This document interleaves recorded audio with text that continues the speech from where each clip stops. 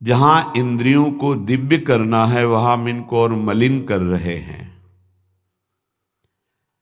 जनेन्द्रिय का वेग न सहने के कारण हम परस्पर शरीरों के आकर्षण में भोग वासना में लिप्त हो गए। मन और जनेन्द्रिय संपूर्ण रूप से काम वासना से युक्त होने के कारण मलिन हो गई। ये देह पिंड चाहे पुरुष शरीर हो चाहे स्त्री शरीर हो, कोई खास बात नहीं इसमें खास बात है भगवान की प्राप्ति कर लेना। खास बात है तुम्हारा चिंतन दिव्य हो जाना। खास बात है इस शरीर से सबकी सेवा बन जाए। माता पिता भाई बंधु परिवार समाज राष्ट्र धर्म भगवान सबकी सेवा बन जाए तो ये शरीर सार्थक हुआ। नहीं क्या मांस का पिंड है, रक्त संचरित नसनाड़ियां हड्डी त्वचा और इसमें जो डालो मलमूत्र बन गया। जितने द्वार हैं उनका सबको परिचय है ही है। कौन से सुख के लिए परस्पर शरीर में आकर्षण होता है? सच्चिदानंद सुख की लालसा वाला शारीरिक सुख के भोग में यदि अनेक जीवन व्यतीत करने के बाद ये भी जीवन व्यतीत कर दिया तो हाथ क्या लगेगा? इतना जीवन व्यतीत कर दिया, क्या हाथ लगा? बहुत विवेक विचार की जरूरत है।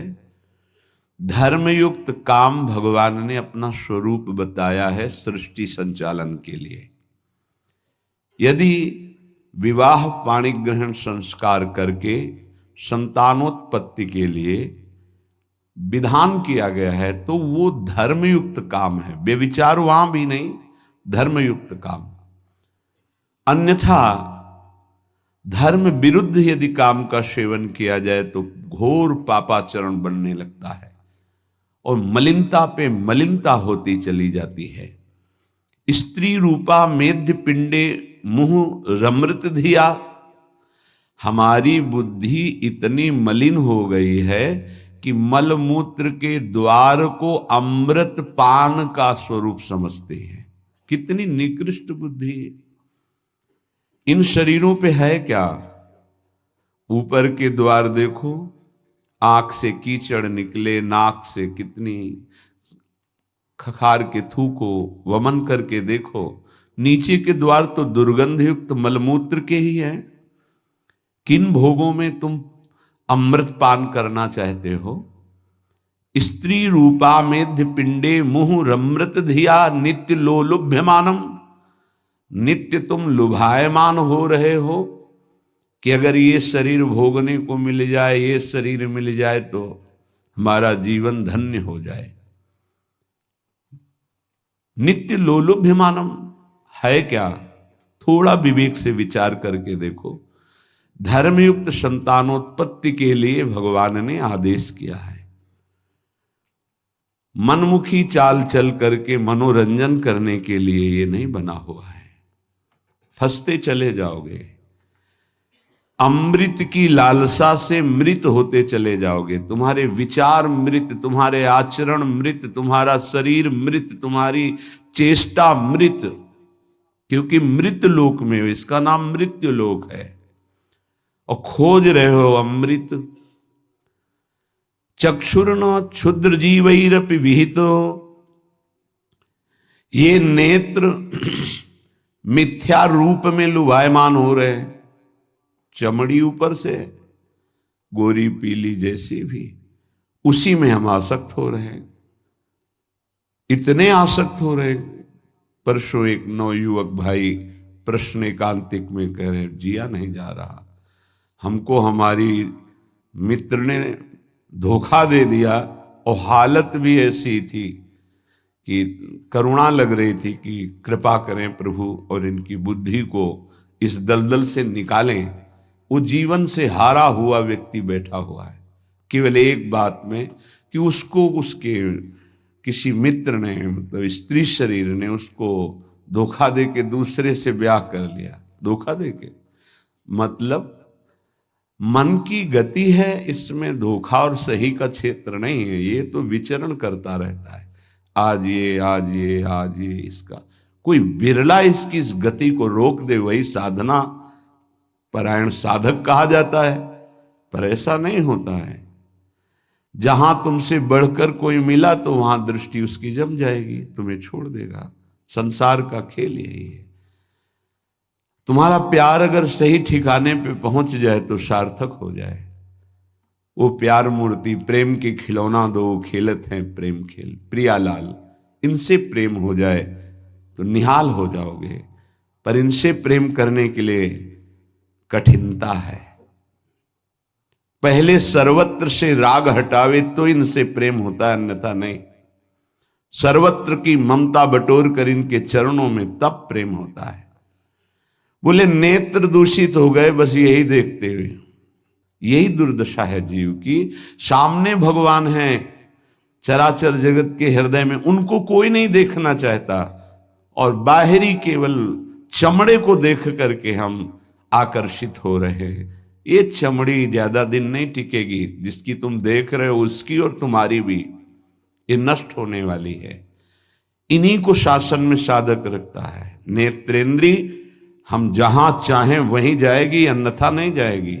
अभ्यास कीजिए नाम जप के द्वारा। ऐसे थोड़ी कि बात कर रहे हो किसी संत से भगवत चर्चा और तुम्हारी दृष्टि जा रही बार बार, और इतनी हिम्मत तुम्हारी कि भगवत भाव के वातावरण में तुम्हारी अशुद्ध वृत्ति उधर देखने की कोशिश कर रही। क्या देख रहे हो?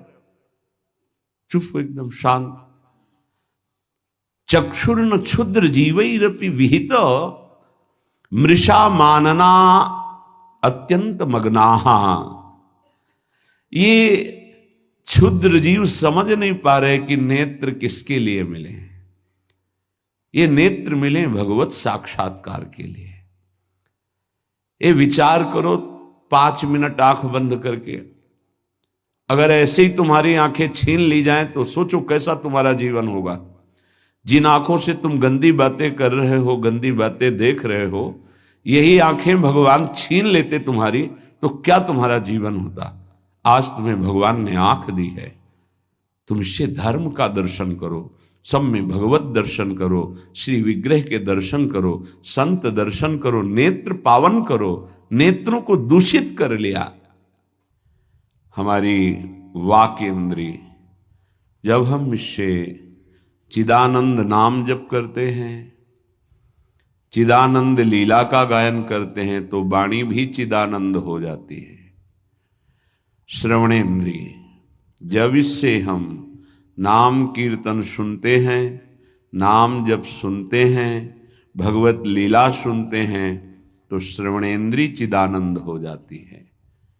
ऐसे समस्त इंद्रियां जब केवल आराध्य देव के प्रति समर्पित होकर क्रियान्वित होती हैं, तो उनमें ये सामर्थ्य आ जाती है कि उपासक की श्रवणेन्द्रिय निकुंज में प्रिया प्रीतम क्या बात कर रहे हैं ये सुनाई देने लगता है।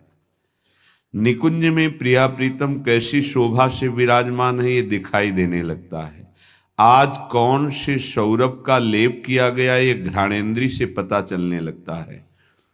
प्रिया प्रीतम की दिव्य लीला का इंद्रियां अनुभव करने लगती हैं, जो कि इंद्रिय मन से बिल्कुल अगोचर है।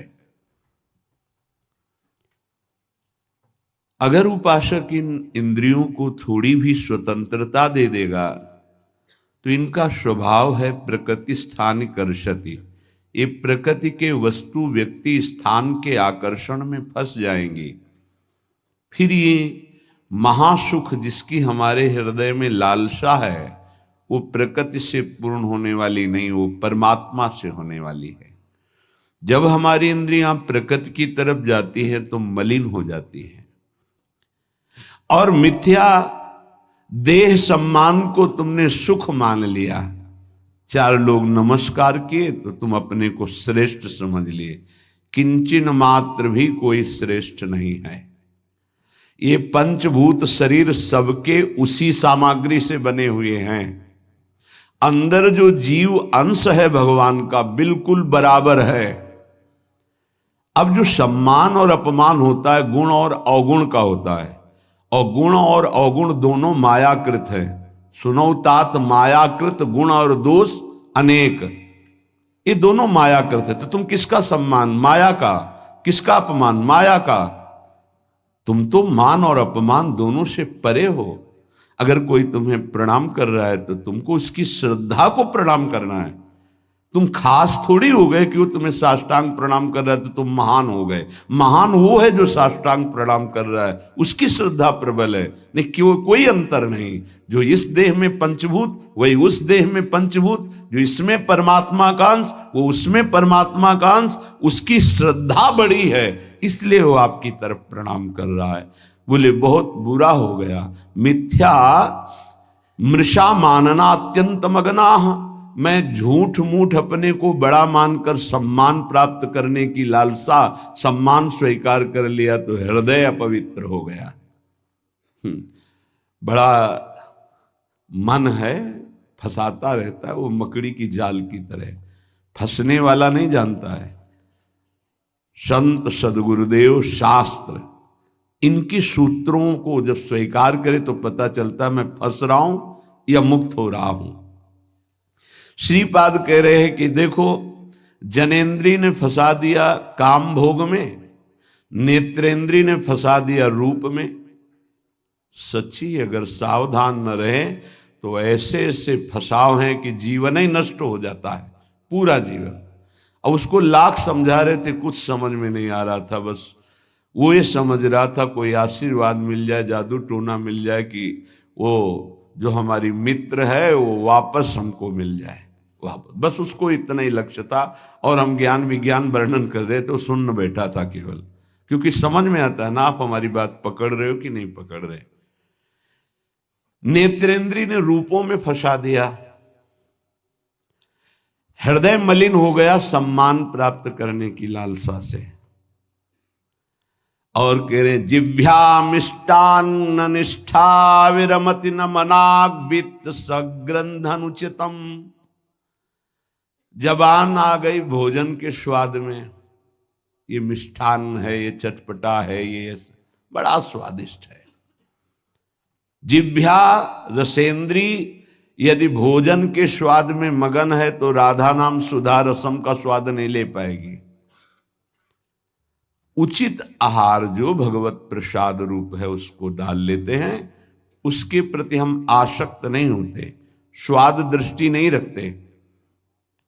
पूर्व के संत भगवान के दर्शन होते थे, खप्पर रखते थे नारियल का, नारायण नारायण, दाल खीर रोटी जो भी मिला खप्पर में डाला मिलाया।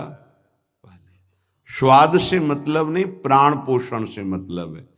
और यहाँ धनिया की चटनी अलग, टमाटर की चटनी अलग, भरौआ मिर्च अलग, ये अलग ये अलग, तो फिर राधा नाम सुधा रसम भूल जाओ। ये 2 अंगुल की जबान है, बस इतने में सारा खेल है। यहां से नीचे उतरने पर कोई स्वाद नहीं है भाई, इतने में घुमाने का स्वाद है। और अच्छे अच्छे इसी में फंस जाते हैं।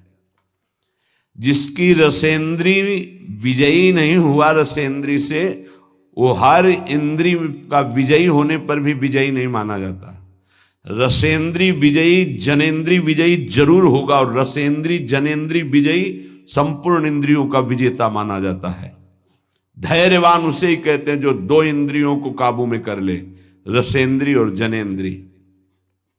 रसेंद्री मिष्टान्न आदि भोग पकवान पाने के लिए लोलुप जीवन हो गया, पेट बढ़ करके छाती से 1 बीता ऊंचा हो गया है।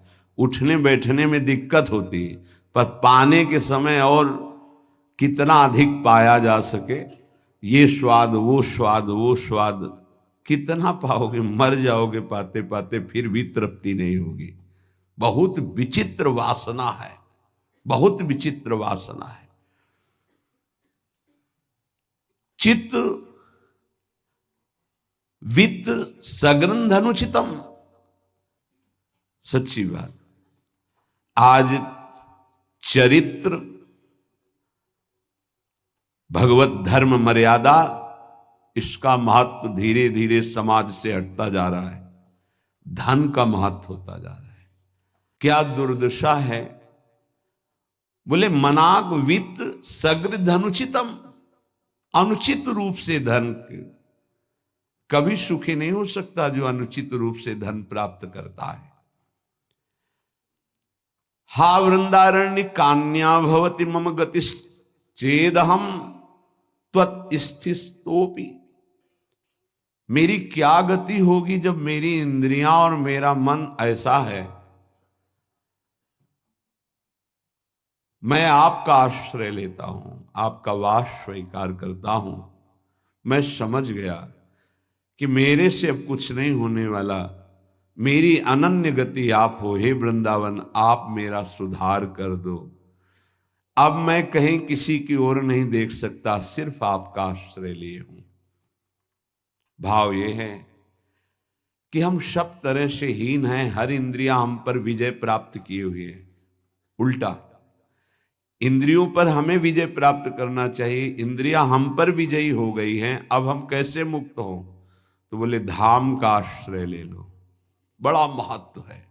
धाम कृपा करके आपको सत्संग प्रदान करेगा। यदि आप सत्संग के अनुसार सुलझ के चल पावे तो क्या होता है, जन्म जन्मांतर से मलिन बुद्धि होती है और बहुत भागती है बुद्धि। जैसे जंगली नील गाय देखा हो, गर्दन उठाई भागती चली जा रही, ऐसे ये भागती बुद्धि। अगर इसको कोई रोक सकता है तो गांव में एक लंगड़ बांधा जाता था। लंगड़ समझते हैं, दो टांगों के बीच में एक मोटा सा लकड़ी का। अब वो भाग नहीं पाएगी ऐसे। गुरु कृपा, गुरु आदेश, गुरु शासन, ये बुद्धि के ऊपर लंगड़ का काम करता है। तुम्हें पता ही नहीं गुरु के हृदय में अनंत माताओं जैसा प्यार होता है। जैसे भगवान गाली देने वाले को भी परम पद देते हैं, उन्हीं के दास हैं वो। किसी का अमंगल संत के द्वारा, गुरुदेव के द्वारा नहीं। आपका विचार, आपकी सोच आपको अमंगल के रास्ते पे खड़ा करके और ऐसा धक्का देगी कि शायद है फिर बचा पाने की स्थिति न रह जाए। सगर के जो पुत्र 60,000 थे, भगवान कपिल देव जी का अपराध कर दिया, आश्रम को विध्वंस करने लगे। घोड़ा वहीं बंधा हुआ था, किसी ने बांध दिया था, उनको पता भी नहीं था। उनको लगा कि इन्होंने ही ऐसा किया होगा, हमारा विश्व विजेता घोड़ा इन्होंने पकड़ लिया। बड़ा उपद्रव किया। कपिल भगवान ने कोई शाप नहीं दिया, उनकी तपोशक्ति ने उनको नष्ट कर दिया, भस्म कर दिया। जिनके उद्धार के लिए उन्हीं के वंशजों में क्रमशः आराधनाएं हुई, फिर पर सिद्ध कर पाए भगीरथ जी और भगवती गंगा को लाए और अपने पुरखों का उद्धार किया।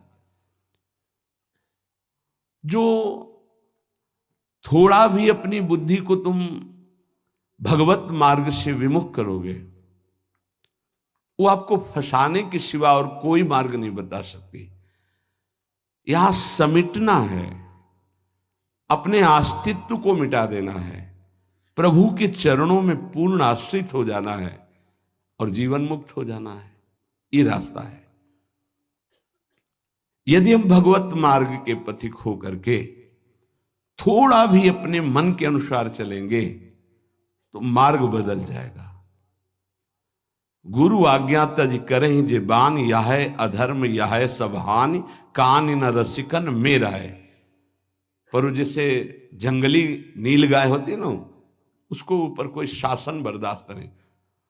वो जब दलदल में फंसती है तब उसकी चाल रुकती है, अन्यथा नहीं। तो माया प्रपंच का दलदल जब ऐसी बुद्धि वालों को रोकता है, तब उनको याद आता है कि क्या मैं कहीं गलत मार्ग पर चल पड़ा क्या।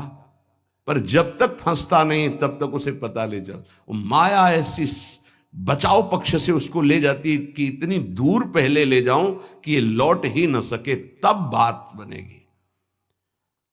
श्रीपाद कह रहे हैं कि सब इंद्रियों ने, मन ने हमको अपने अधीन कर लिया। अब तो हे वृंदावन आपका सहारा है। बनाया हुआ सिद्धांत है। रही मन देखी बड़न को, लघु न दीजिए डारी, जहां काम आवे सुई, कहा करे तरवारी। और सिद्धांत उन्हीं का बनाया हुआ है। अगर गुरु चरणों में लघुता आ गई तो विश्व ब्रह्मांड में महत्ता स्पर्श ही नहीं कर सकती तुम्हारा। ये हमारी बुद्धि, ये हमारा मन ऐसा सोचता है कि शॉर्टकट से चले धनी बन जाए, शॉर्टकट से चले परम पद मिल जाए, शॉर्टकट से चले बहुत उत्तम सम्माननीय बन जाए। है बहुत शॉर्टकट है। सर्वस्व त्याग और एकमात्र प्रभु का आश्रय। अभी जो चाहो बन जाओगे, पर सर्वस्व त्याग। आज तक जितने भी महापुरुष हुए हैं सर्वस्व त्याग से। सर्वस्व त्याग का स्वरूप किसी के नामे कर देना सब प्रॉपर्टी नहीं, अपना अस्तित्व मिटा देना। अम्बरीश जी चक्रवर्ती सम्राट हैं पर अपना अस्तित्व नहीं है, तो क्या हुआ? सुदर्शन चक्र उनकी रक्षा में है और भगवान दुर्वासा जी को द्विज कहते हैं और अम्बरीश जी को भक्त कहते हैं। अहम भक्त पराधीनो अस्वतंत्र इव द्विज। तो मैंने वृंदावन का आश्रय लिया, अब वृंदावन संभालेगा। तो वृंदावन किस रूप में संभालता है? संत रसिक सदगुरुदेव के रूप में संभालता है। यदि हम ना उनकी आज्ञा का पालन करें, अवहेलना करें, तो बड़े कृपालु हृदय के होते हैं जो संत हैं। संत सरल चित जगत हित, जानि स्वभाव स्नेह। तुम क्या जान पाओगे कि हृदय में तुम्हारे ही प्रति कितना दुलार है। सांप को चाहे जितनी प्रार्थना करो, आरती उतारो, दंडवत प्रणाम कर लो, कह दो सीधे चलो, तो कभी नहीं चलेगा वो। उसकी चाल ही टेढ़ी होती सांप की तरह। ऐसे जो कुटिल बुद्धि के होते हैं, हाथ जोड़ो, पैर छुओ, दुलार करो, गले लगाओ, जीवन दे दो, लेकिन वो सांप की तरह ही कुटिल बुद्धि से चलेंगे। उनका जो विषैला स्वभाव है वो उनकी आध्यात्मिक शक्ति का नाश करता है। उनको लगता है मैं बहुत बड़ा अध्यात्म कर रहा हूं। अध्यात्म कहां से होता है? गुरु आज्ञा से होता है। अध्यात्म कहां से होता है? गुरु मंत्र के निरंतर सुमिरन से होता है। अध्यात्म जिसके अंदर है तो त्रिभुवन का संपूर्ण वैभव उसको मृत तुल्य लगता है। मृत तुल्य, न पारमेष्ठ्यम न महेंद्र दिष्ण्यम। आपको लगेगा भरण पोषण कैसे होगा? तो भगवान, उनके वचन यही भक्त का आश्रय होते हैं। भगवान ने कहा अनन्यश्चिंत्यन्तो माम, तुम्हारी एक ही जिम्मेवारी है, तुम केवल मेरा अनन्य चिंतन करो। और जो अनन्य चिंतन करता है, ये जनाः पर्युपासते, जो ऐसी उपासना करता है अनन्य चिंतन से, तो योगक्षेमम वहाम्यहम, मैं उसके योगक्षेम का वहन करता हूं। अप्राप्ति की प्राप्ति और प्राप्ति की रक्षा ये मैं करता हूं। शुद्ध परमार्थ को जान लो, जीवन मुक्त हो जाओ, फंसने में देर नहीं लगती। ये मन कभी भी कहीं भी कैसे भी आचरणों में फंसा सकता है। अजामिल जी अपनी इंद्रियों की चंचलता को शासन में लेकर के अपने पिता की सेवा में गुरु भाव से लगे थे। बड़े धर्मात्मा पिता थे। एक दिन वो समिधा लेने के लिए गए तो जंगल में देखा एक शराब पिए हुए व्यक्ति किसी वैश्या से सहवास कर रहा है। अचानक दृष्टि पड़ी। शास्त्र आज्ञा करता है ऐसे दृश्य को एक बार अचानक दृष्टि पड़ने पर दोबारा ना देखा जाए और नमस्कार वृत्ति कि भगवान की माया है, आगे बढ़ जाए। पर वो तो सेवा को छोड़ करके उसी को केवल देखने लगे। देखते ही चिंतन बढ़ा। चिंतन बढ़ता ही संगस्तेषुपजायते, संग की इच्छा आसक्ति प्रकट हुई। जब वो पुरुष चला गया तो उस वैश्या से मिले और कहा मैं आप पर आसक्त हो चुका हूं, तो उसने कहा मेरे जीवन का उद्देश्य ही है आसक्त पुरुषों से धन लेना, उनको सुख पहुंचाना। कहा पूरी पिता की संपत्ति सब वैभव लुटा दिया। आखिरकार उसी के पास रहने लगे, उसके दास बनकर रहने लगे, क्या क्या अमंगल कार्य करने लगे। जहां संविदा लेने गए थे यज्ञ के लिए, वहां पशुओं का हिंसा करके और मांस रांधना खाना, ये सब बहुत गंदा जीवन।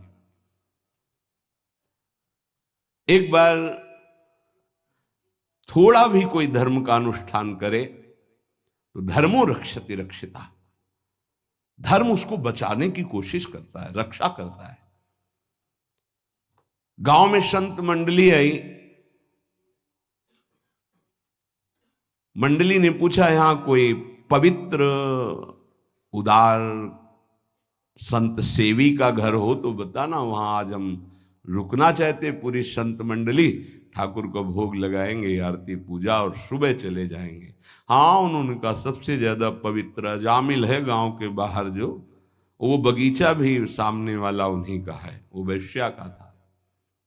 संत स्वभाव विश्वास से होता है, संतों का स्वभाव जो सिद्ध होता है वो विश्वास से होता है।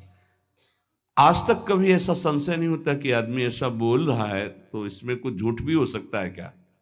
नहीं, पर बाद में ऐसा लगता है कि इनको सत्य बोलना आता ही नहीं है। संसारी आदमी को आचार्य की बात फिर याद आती है, पाए जान जगत में सब जन कपटी कुटिल कलयुगी टंचु। कपट और कुटिलता के बर्ताव किसी और कुछ आता ही नहीं।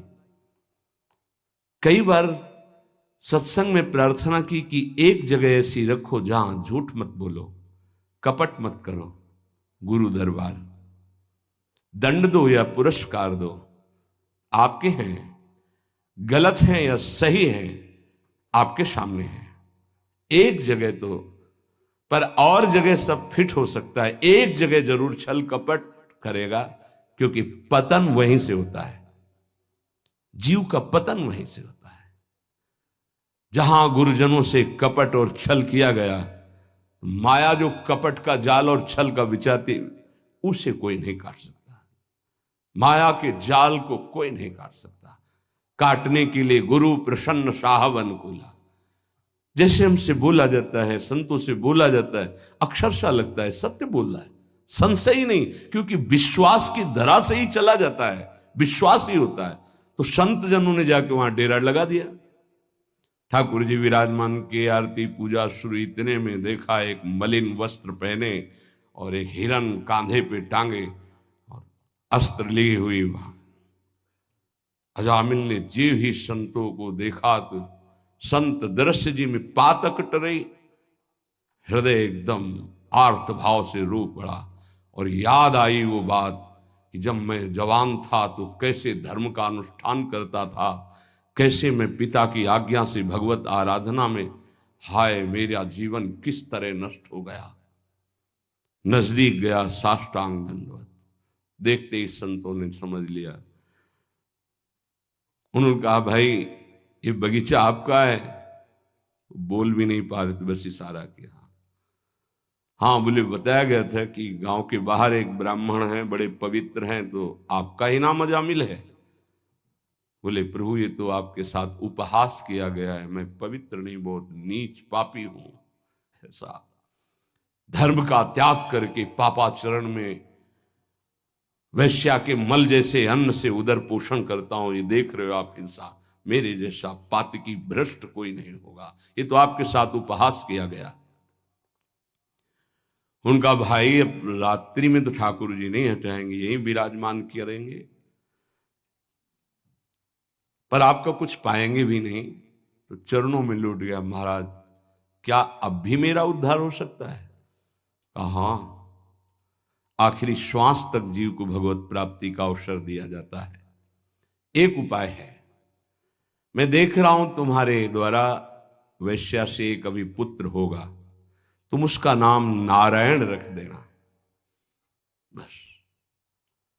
अब आप यहां से जाएं, हमारी ठाकुर सेवा है, हम सब संत अपने एक नाम कीर्तन पाठ और ध्यान आदि, आप जाएं, आपका मंगल होगा।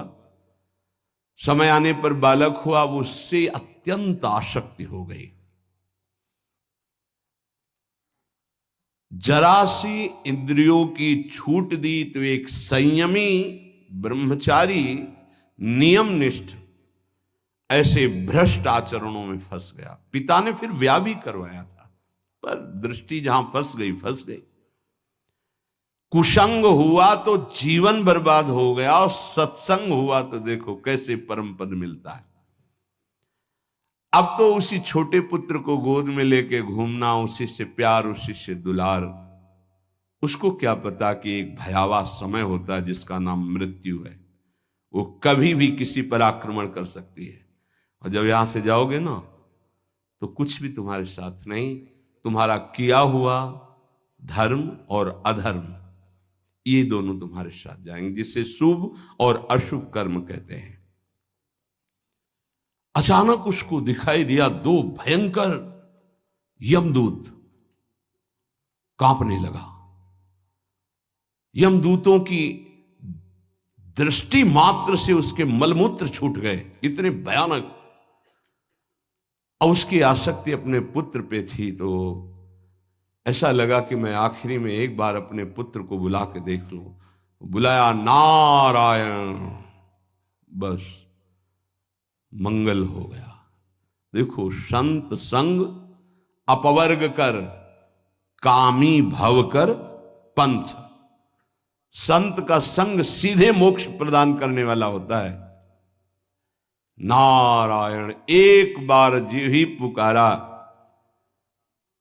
नारायण, णा पे जबान पहुंची कि दो दिव्य पार्षद भगवान के चतुर्भुज नारायण स्वरूप श्यामल कांति है, यमराज के दूतों को डांटा और फांसी काट दी।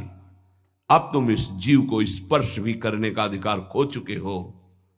बड़ा सुंदर प्रसंग है। अगर इसे बार बार हम सुने और इसे हृदय में बैठा लें तो जीवन मुक्त होने के लिए पर्याप्त साधन है।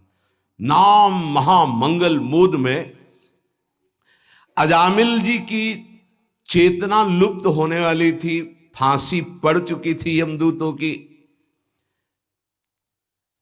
यद्यपि उसने भगवान को नहीं पुकारा, अपने बालक के स्नेह वशात उसको पुकारा नारायण, पर संतों ने नाम रखवाया था।